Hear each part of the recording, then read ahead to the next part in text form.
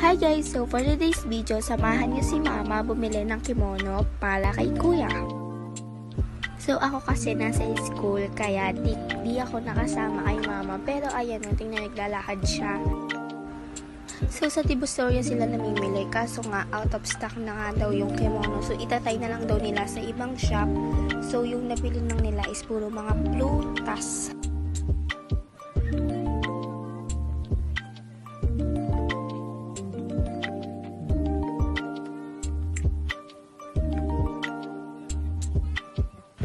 So ayan guys, lumabas muna sila sa shop and para maghanap din ng mabibili.